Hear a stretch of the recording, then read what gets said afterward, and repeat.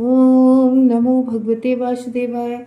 तो आज हम लोग जो है इस तृतीय स्कंद के द्वितीय अध्याय का तीसरा और चौथा दो श्लोका लेते हैं कि बात कहाँ पे चल रही है कि इधर पे विदुर महाराज जी आए हैं जब तीर्थ यात्रा से लौट के, तो उद्धव जी से उनकी भेंट हुई गंगा के किनारे, और उद्धव जी से वो भगवान कृष्ण के बारे में पूछ रहे हैं। तो वही देखते हैं हम लोग तीसरे और चौथे। और जब जैसे ही उन्होंने भगवान कृष्ण के बारे में पूछा तो किस तरीके से उद्धव जी कुछ पल के लिए जो है वो एक समाधि की अवस्था में चले जाते हैं जैसे ही भगवान का स्मरण हुआ है। स कथम सेवया तस्य कालेन जर संगतः पृष्ठो वार्ता प्रतिब्रूयाभ्युत पादावनुस्मरन्। तो एकदम से उन्हें अपने बचपन की, हम लोगों ने कल देखा था कि किस तरीके से उद्धव जी जब छोटे थे तो उन्हें अपने नाश्ता के लिए उनकी माँ बुलाती थी, तो वो नाश्ता कलेवा करने के लिए भी नहीं जाते थे। क्यों? क्योंकि 5 वर्ष की आयु से ही उनका ये था कि वो सुबह उठकर और भगवान की जो है सेवा में लग जाते थे। और किससे खेला करते थे? वो खिलौनों से नहीं खेला करते थे, वो कृष्णा की डॉल से खेलते थे और उससे खूब खेलते थे। तो उन्हीं को नहलाते थे, कपड़े पहनाते थे और फिर उनको जो भी कुछ ऐसे अपना भोग जो भी होता था वो लगा देते थे। ऐसे करके वो भगवान की सेवा करने लगे थे 5 वर्ष से। और इस तरह से उद्धव को बचपन से ही लगातार भगवान कृष्ण की सेवा करते रहे, मतलब शुरू से ही, मतलब जब 5 वर्ष की आयु थी तब से लेके अब तक उन्होंने कभी भी भगवान की सेवा नहीं छोड़ी, बल्कि उनकी जैसे जैसे वो आयु बढ़ती रही वैसे ही भगवान में प्रीत बढ़ती गई भगवान श्री कृष्ण में।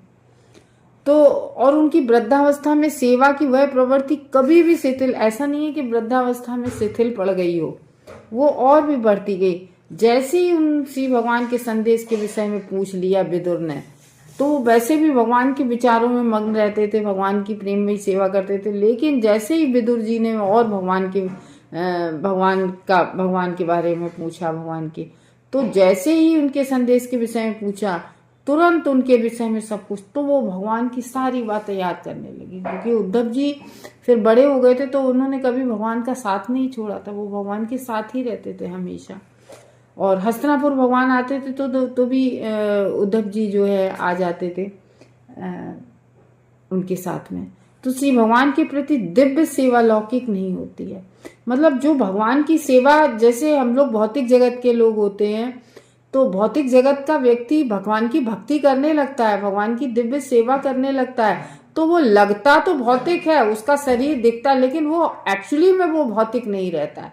फिर वो दिव्य, वो व्यक्ति भी जो भगवान की सेवा कर रहा है वो व्यक्ति भी दिव्य हो जाता है। इस लौकिक जगत का वो नहीं रहता है।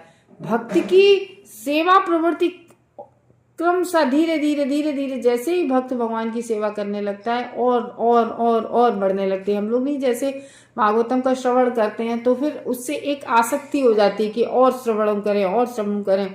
तो इस तरीके से कभी भी एक बार व्यक्ति भक्ति में जुड़ जाता है तो वो शिथिल नहीं पड़ती है और उसकी आगे बढ़ती चली जाती है। सामान्यतः देखा जाता है कि जब व्यक्ति वृद्ध होता है, वृद्धावस्था में व्यक्ति की जो इस भौतिक जगत की कार्य सेवाएं होती हैं, जैसे व्यक्ति नौकरी करता है तो 60 वर्ष का होता है तो रिटायर्ड हो जाता है, गवर्नमेंट खुद रिटायर्ड कर देती है। और अगर घर में कोई जैसे कोई व्यापार कर रहा है या कोई खेती वगैरह कर रहा है, कोई व्यवसाय कर रहा है, तो जब उसका शरीर शिथिल पड़ने लगता है तो वो अपने बच्चों पे जिम्मेदारी छोड़ने लगता है, क्योंकि उससे फिर उतना वर्क नहीं होता है। तो वो जो संसारी सेवाएं होती हैं वो शिथिल, उनसे व्यक्ति निवृत्ति करने लगता है, वो सेवा से निवृत्ति लेने की अनुमति दे दी जाती है। बल्कि वह ना भी कोई होना चाहे तो भी उससे कह दिया जाता है कि भाई अब आप 60 वर्ष के हो गए, अब आपसे काम नहीं होगा, तुरंत रिटायरमेंट दे दिया जाता है। किंतु श्री भगवान की दिव्य सेवा से कोई निवृत्ति नहीं होती है। कैसे?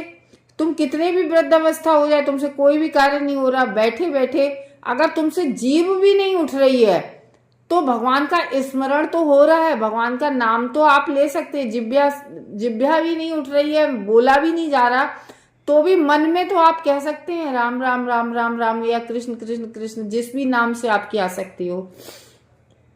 तो इस तरीके से कह रहे हैं कि भगवान की जो दिव्य प्रेमामयी सेवा है तो वो कैसी होती है, उससे कोई भी निवृत्त नहीं होता है। और इसके अतिरिक्त जैसे आयु बढ़ती है उसके साथ भक्ति में और भी उसकी प्रवृत्ति बढ़ जाती है। क्यों? क्योंकि दिव्य सेवा में तृप्ति होती ही नहीं है। भगवान की जो दिव्य सेवा करने लगता है उसको कभी भी सेटिस्फाइड नहीं होता है वो भगवान की सेवा से।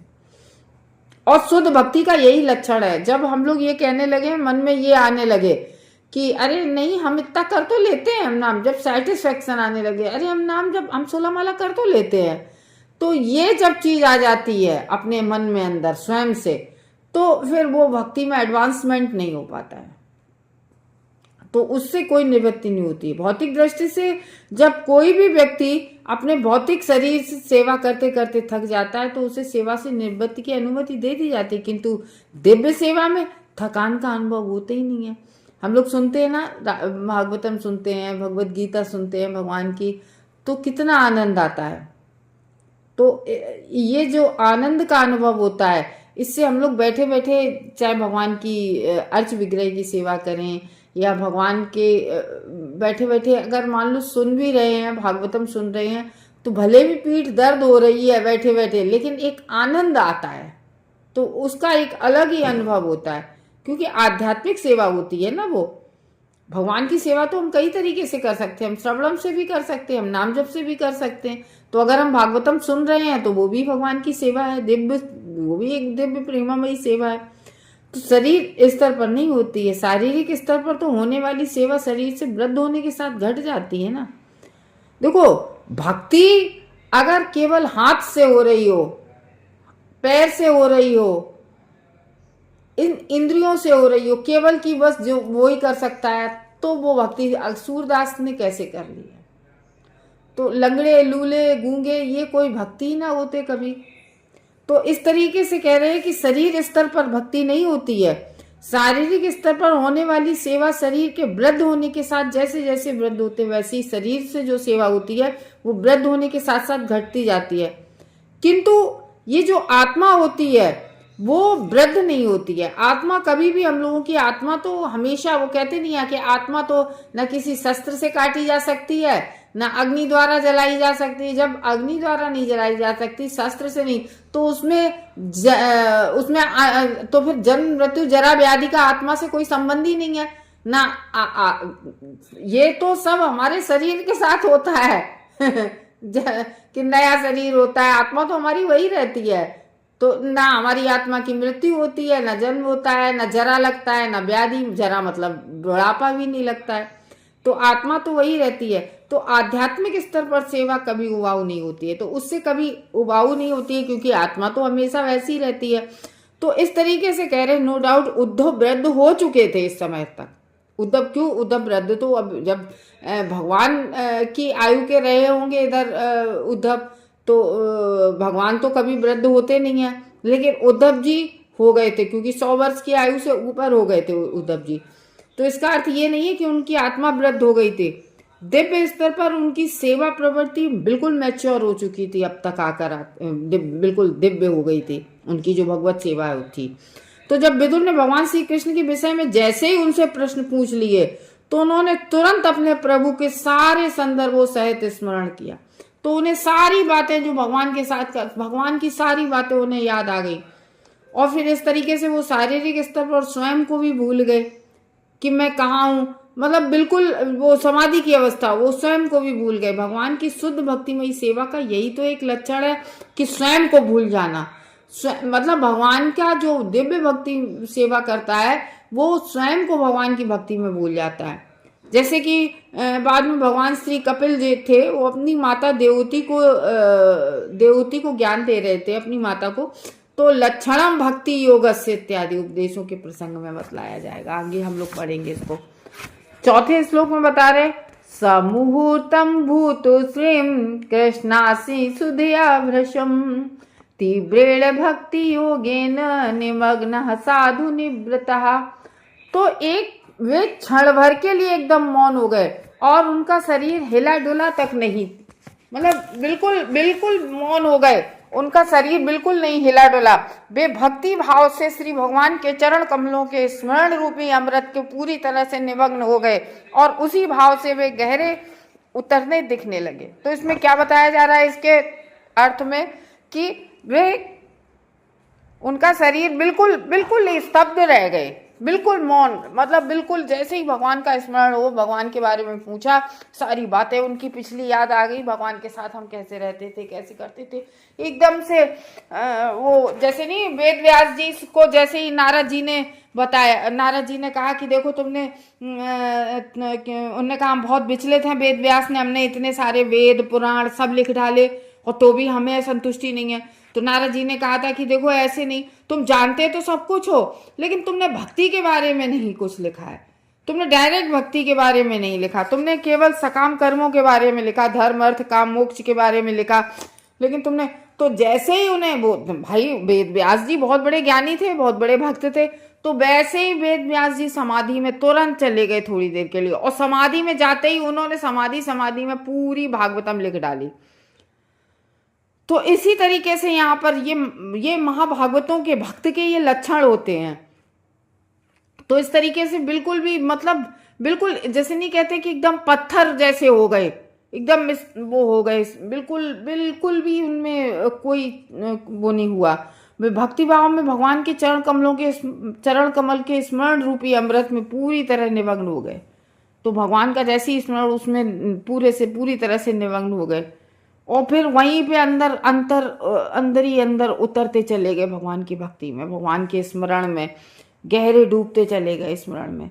तो इस तरीके से विदुर द्वारा भगवान श्री कृष्ण के विषय में जैसे ही पूछा गया, तो ऐसा लग रहा था कि मानो उद्धव नींद में जगे हो।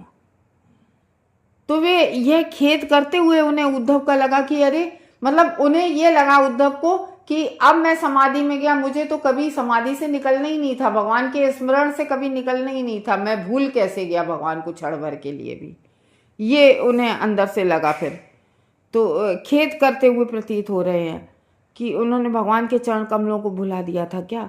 तो इस पर उन्होंने पुनः श्री भगवान के चरण कमलों को स्मरण किया और उनके प्रति अपनी समस्त दिव्य प्रेममयी सेवा का स्मरण किया। ऐसा करने से उन्हें वैसा ही आनंद मिला, किसको, उद्धव जी को। कैसा आनंद मिला स्मरण किया, जैसे ही उन्होंने स्मरण दिलाया, स्मरण किया, जैसा कि वे श्री भगवान की उपस्थिति में अनुभव करते थे। अब यहाँ पर बहुत अच्छी बात है कि जब भगवान इस धरा जगत पर थे, तो मतलब ये हम लोगों के लिए भी बहुत अच्छी बात है, समझने के योग्य।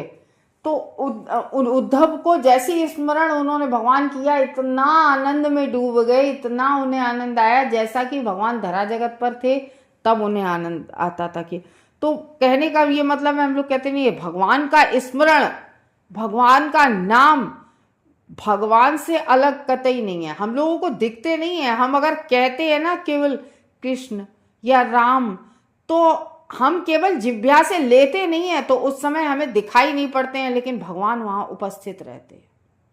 जब तक हम नाम जप करते हैं, हमारी जिह्वा पर भगवान कृष्ण और राधिका हमेशा नृत्य करते हैं। जैसे हम हरे कृष्ण कृष्ण कृष्ण हरे हरे, हरे राम राम राम हरे हरे, हरे राम राम राम हरे हरे। तो जैसे हम करते रहते तो भगवान, और हम भगवान को केवल, हम भगवान का नाम जप नहीं कर रहे होते हैं, बल्कि भगवान भी बड़े ध्यान से सुन रहे होते हैं। तो ये है कि वहां पर इधर इन्होंने जैसे ही स्मरण किया, तो उन्हें ऐसा अनुभव हुआ कि भगवान जैसे यहीं हो, कि जब धरा जगत पर थे तब उन्हें जिस आनंद का अनुभव हो रहा है, तो जैसे ही उन्होंने स्मरण किया तो भगवान वहां थे। तो ये यहाँ पर इस लाइन का अर्थ हमें शिक्षा लेनी चाहिए। तो भगवान की उन्होंने जैसे ही स्मरण किया, तो ऐसा लग रहा भगवान की उपस्थिति में जैसे अनुभव करते थे, क्योंकि भगवान परम पूर्ण है, पूर्णमिदं पूर्णमित, भगवान पूर्ण है, हर तरह से भगवान पूर्ण है। तो उनकी स्मृति तथा उनकी सदैव उपस्थिति में कोई अंतर नहीं है। तो भगवान की स्मृति हो या भगवान अपनी सदैव अपनी, देखो भगवान को तो चिन्मय शरीर होता है, भौतिक शरीर तो होता नहीं हम लोगों की तरह से। तो क्यों, क्योंकि देखो भगवान पूरे, जब भगवान कभी भी वृद्ध दिखे किसी फोटो में या कहीं में, भगवान हमेशा 16 साल के यंग दिखते हैं, क्योंकि उनका चिन्मय शरीर होता है, तो दिव्य शरीर होता है। भगवान के हाथ में, आँख में, नाक में, कान में, भगवान की किसी भी चीज़ में कोई अंतर नहीं होता है। ठीक है, जैसे भगवान की गीता जो है, गीता मैया भगवान के मुख से निसृत हुई हैं, और गंगा मैया भगवान के चरणों से निसृत हुई हैं, तो कोई अंतर नहीं है। जिस तरीके से गंगा में नहाने से व्यक्ति पवित्र हो जाता है, उसी तरीके से गीता मैया को सुन के भगवान पवित्र हो जाता है। सारे इस जगत के जितने भी क्लेश हैं सबको शांत कर देती है गीता, भगवत गीता। तो इस तरीके से कह रहे हैं भगवान की स्मृति, चाहे भगवान की याद करो या भगवान सदैव उपस्थित हो, इसमें कोई अंतर नहीं होता है। तो इस तरह से उद्धव एक क्षण के लिए बिल्कुल मौन हो गए, बिल्कुल आनंदित हो गए। तो हम लोग सब लोग भाव का स्तर तो जानते हैं कि जब भाव में होते हैं तो जो शरीर के 8 प्रकार के दिव्य परिवर्तन होते हैं। जब हम आध्यात्मिक भाव में जाते हैं तो कौन कौन से 8 परिवर्तन होते हैं? नंबर 1 तो कभी अश्रु, देखो हर व्यक्ति की अलग अलग भक्ति भावना होती है, तो कभी कभी ना भक्ति में इतने आनंदित होते हैं तो आंखों से अश्रु बहने लगते हैं। कभी कभी क्या होने लगता, कंपन होने लगता, हम लोग नहीं कहते मतलब शरीर कंपायमान हो जाता है। कभी कभी प्रस्वेदन हो जाता है। प्रस्वेदन का मतलब होता है स्वेटिंग, जैसे शरीर में नहीं एकदम पसीने की हल्की बूंदें सी आ जाती हैं, जैसे बीपी लो हो जाता है तो हो जाता है एकदम, तो वो उसको स्वेटिंग, उसको कहते हैं प्रस्वेदन। कभी एकदम बेचैनी से होने लगती है भगवान से मिलने की। कभी रोमांच, जैसे नहीं हम लोगों के रोंगटे खड़े हो जाते हैं, शरीर रोमांचित हो जाता है। कभी कभी भगवान की बात करते करते एकदम गले में रुंध जाता है, गले में रुंधना हो जाता है। तो ये सब चीजें भाव के स्तर होते हैं। भाव के स्तर पे आके व्यक्ति इस तरीके से हो जाता है, ये लक्षण होते हैं भाव के। और विदुर के समक्ष उद्धव ने इन सब का प्रागट हुआ। तो इस चीज को विदुर देख रहे थे, सारे के सारे 8 लक्षण उद्धव जी में हो रहे थे। तो इतने महान भक्त थे उद्धव जी भगवान के। तो इस तरीके से हम लोगों ने जाना कि भगवान की भक्ति में तीसरे और चौथे में कि किस तरीके के भगवान उद्धव जी जो भगवान के भक्त थे कि विदुर के पूछे जाने पर उनमें क्या क्या लक्षण प्रतीत हुए। हरे कृष्ण भक्तों।